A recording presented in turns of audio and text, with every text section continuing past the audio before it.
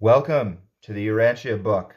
There's a saying in the Eastern traditions that says, when the student is ready, the master will come. You, student, are ready. This book is truly the master. It was not written by human beings. This is the most advanced spiritual revelation on the planet, hands down. You can compare it to anything else. Any teacher, any theology, and the Urantia book will uplift you and will also give you the real lessons that you need in order to change your life. This is not just some far off spirituality of escapism. This is nitty gritty problem solving, but it also has the power to change the entire planet if we embrace it. So please make sure that you hit the like and subscribe button.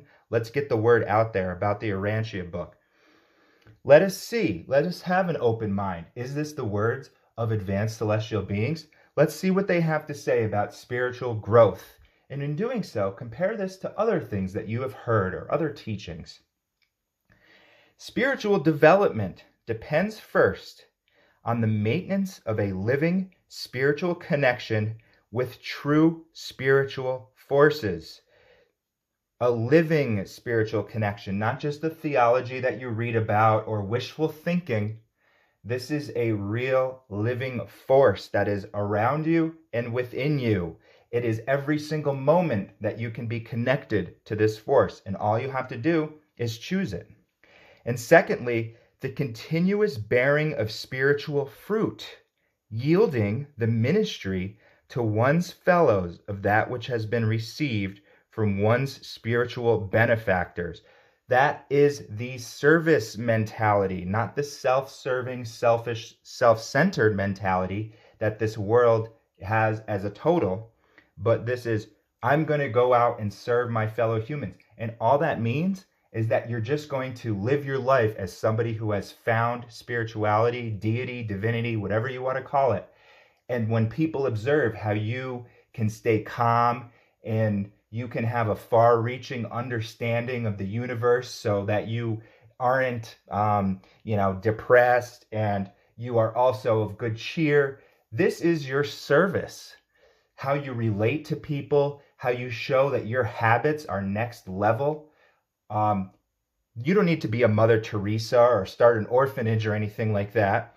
This is just yielding these spiritual fruits. Okay, that's your service. Just being a spiritual person within society. Doesn't mean going off into a cave in seclusion for 8 years, okay? You are out there. You're in the thick of things, right? You're rolling up your sleeves and getting in there. And you're empowered to do so. Okay, folks.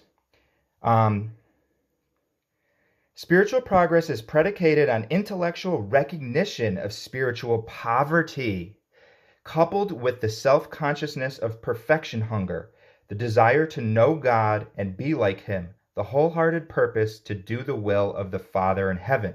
So before you become spiritual, you think, geez, there's got to be more out there than this.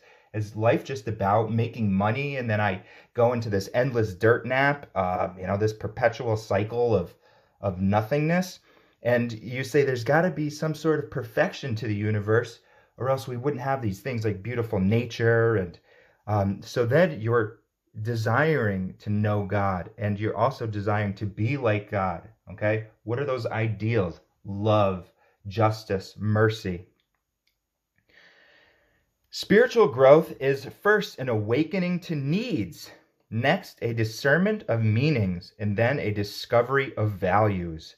The evidence of true spiritual development consists in the exhibition of a human personality motivated by love, activated by unselfish ministry, and dominated by the wholehearted worship of the perfection ideals of divinity. And this entire experience constitutes the reality of religion as contrasted with mere theological beliefs.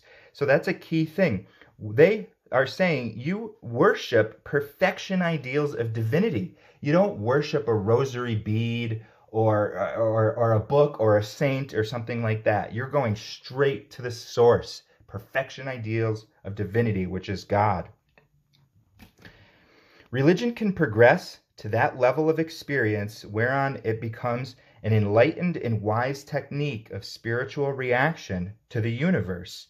Such a glorified religion can function on 3 levels of human personality: the intellectual,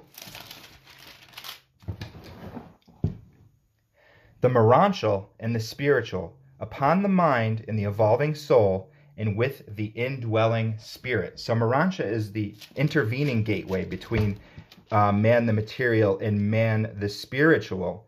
So that is something that's revealed in this book, okay? So it's functioning on that, the intellectual level. Morontia, you can think of, that's like the soul level.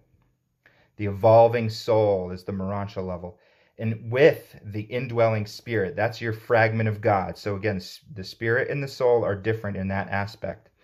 Spirituality becomes at once the indicator of one's nearness to God and the measure of one's usefulness to fellow beings, right then and there. So if somebody is having a spirituality without God, well, maybe they have some ideals and maybe they've been confused a little bit by some of our other teachings of, let's say, for instance, Buddhism. That's a spirituality without God, right? They have, and their monks have penetrated into what might be something called God the Ultimate, because they are very, very deep individuals and they have sacrificed a lot to try to understand the truth of the universe. But the God the Ultimate is not fully personalized yet. So if they understand that, if they've penetrated that level, then they'll come back out of their meditation and say, God is a fabrication. There's no such thing as a personality known as God. So that's why it's this non-personal entity. But if they read the book here, they'll say, yeah, that's right. There is an aspect of God called God the Ultimate that is non-personal, but that's only one aspect of it. God the Father is even more advanced than that. That's where God the Ultimate comes from. So they would then say, oh, wow, I read this book. I'm going to be a wise man or woman and live by what truth I can find today. And that truth that I found today is God is a reality. God is a personal being. So they would become that much more near to God, okay? Now, one's usefulness to their fellow beings. So again, that faith and that service, it's all about that. Spirituality enhances the ability to discover beauty in things, recognize truth in meanings, and discover goodness in values. Spiritual development is determined by capacity, therefore, and is directly proportional to the elimination of the selfish qualities of love. Okay, that's human love. Human love has that selfish, divine love isn't selfish. Actual spiritual status is the measure of deity attainment. Deity, folks, that's personal. That's a personality. Adjuster attunement, that's what they call your indwelling spirit, is the adjuster. The achievement of finality of spirituality is equivalent to the attainment of the maximum of reality, the maximum of godlikeness. Eternal life is the endless quest for infinite values. See, there's no bullshit in this book. It's just saying straight out there, you can attain eternal life and you can attain infinite values because you're indwelled by the spirit fragment. The goal of human self-realization should be spiritual, not material. The only realities worth striving for are divine, spiritual, and eternal. That's what you strive for. Mortal man is entitled to the enjoyment of physical pleasure. See, they're not denying that. You don't need to sit on a bed of nails or chop off your arm in an effort like they do in like Hinduism, in an effort to try to transcend. You can enjoy them. And to the satisfaction of human affections, love, be loved. He is benefited by loyalty to human associations and temporal institutions, but these are not the eternal foundations upon which to build the immortal personality, which must be transcended space, vanquish time, and achieve the eternal destiny. So you have to say, is this a human institution? Well, why would I worship that? Okay, I'm going to go beyond that to transcended space, vanquish time, and achieve of divine perfection and final later service. That's the ultimate service goal, final later service. It's well beyond this planet. Jesus portrayed the profound surety of the God-knowing mortal when he said, to a God-knowing kingdom believer, what does it matter if all things earthly crash? Wow. Temporal securities are vulnerable, but spiritual sureties are impregnable. So it does, keep that in mind. That's a great one-liner to a God-knowing kingdom. When he says kingdom, he just basically means the domain of heaven. That's what they're talking about here. They're not talking about, an actual kingdom of kings and queens and whatever. What does it matter if all things earthly crash, okay? It doesn't matter if the stock market, it doesn't matter if you lose your life. It doesn't matter, okay? You don't want to try to do that because you won't. As a spiritual person, you'll be balanced. You won't have these fits of depression, but you won't have anxiety about it, okay? When the flood tides of human adversity, selfishness, cruelty, hate, malice, and jealousy beat about the mortal soul, you may rest in assurance that there is one inner bastion, the citadel of the spirit, which is absolutely unassailable. At least this is true of every human being who has dedicated the keeping his soul to the indwelling spirit of eternal God. See, it doesn't matter about religion or any of that external things. That citadel is within you, all of you. After such spiritual attainment, whether secured by gradual growth or specific crisis, there occurs a new orientation of personality, as well as the development of a new standard of values. Such spirit-born individuals are so remotivated in life that they can calmly stand by while their fondest ambitions perish and their keenest hopes crash.